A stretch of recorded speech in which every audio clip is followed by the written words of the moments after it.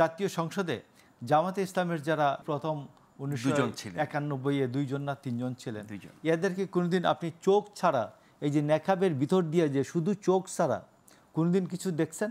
ইরানে যারা নিউজ পড়ে, পাকিস্তানে হিজাব করে না, মুখটা তো খোলাই থাকে। আমাদের এই অঞ্চলে যে এক ব্যক্তি এক ভোট, এটা 70-তে স্টার্ট হয়। এর আগে তো এক ব্যক্তি এক ভোট ছিল না।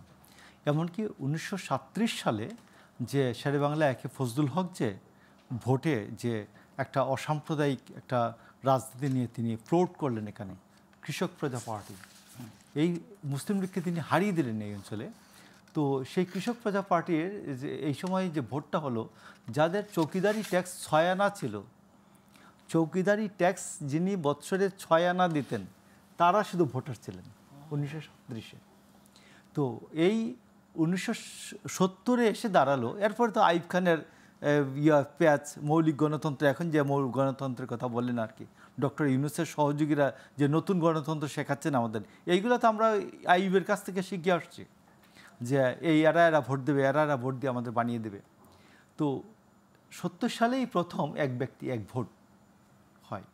তো আমার কথা হচ্ছে যে অন্যান্য যারা গণতন্ত্রের সুবিধা নিয়ে রাজনীতিটা করছেন, তিনি এক ব্যক্তি এক ভোট মানেন কিনা, আমার কৃষককে মানেন কিনা, আমার শ্রমিককে মানেন কিনা, যে আমার শ্রমিক আমার ক্যামেরার পেছনের লোকটা আর এই স্টেজের লোকটা একই সমান ভোটের অধিকারী, এটা মানেন কিনা আপনি?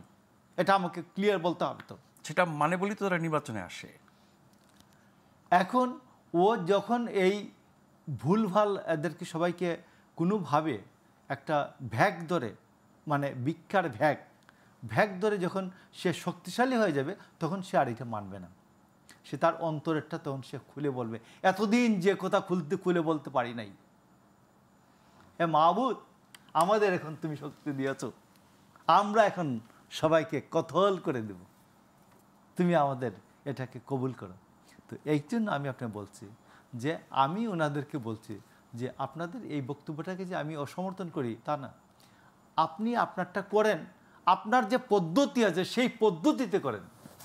আমার পদ্ধতির সুবিধা নিয়ে আপনি ওইটা মনের পদ্ধতি 50 বছর পরে 25 বছর পরে বলবেন, এটা তো আমি এখন বলেন, আমি বলছি এখন বলেন না। খেলাফত কায়েম বা ইসলামী শাসনতন্ত্র চালু করার তাহলে উপায়টা কি হবে তাদের?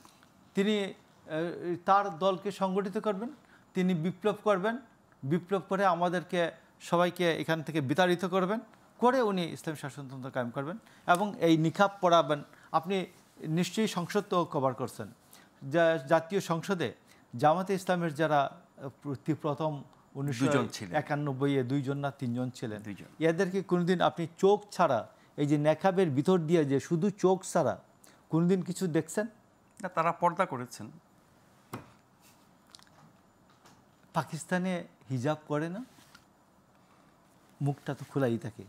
পিটিভিতে যারা নিউজ পড়ে, ইরানে যারা নিউজ পড়ে, এটা যদি তাদের গণতান্ত্রিক অধিকার বলি, এখন আমি আপনাকে বলছি, আমি এটা তার গণতান্ত্রিক অধিকার না, এটা তার নিজস্ব যে পদ্ধতি, সেই জীবন পদ্ধতির জন্য তিনি পরিষ্কার করে বলুন যে আমরা এই পদ্ধতিতে বিশ্বাস করি, আমরা এক ব্যক্তি এক ভোট এটা মানি না।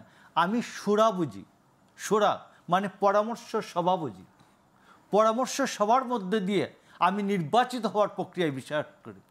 আপনি ওটা স্পষ্ট করে দলের ভিতর তো সেই চর্চাই তারা করেন। হ্যাঁ, তো সেটা বলেন যে আমার জনগণকে অধিকারহীন করে দিবেন, আপনি আমার জনগণের ভোট নিয়ে আপনি নির্বাচিত হলে এদেরকে একদিন অধিকারহীন করে দিবেন, এটা আপনাকে স্পষ্ট করে বলতে হবে।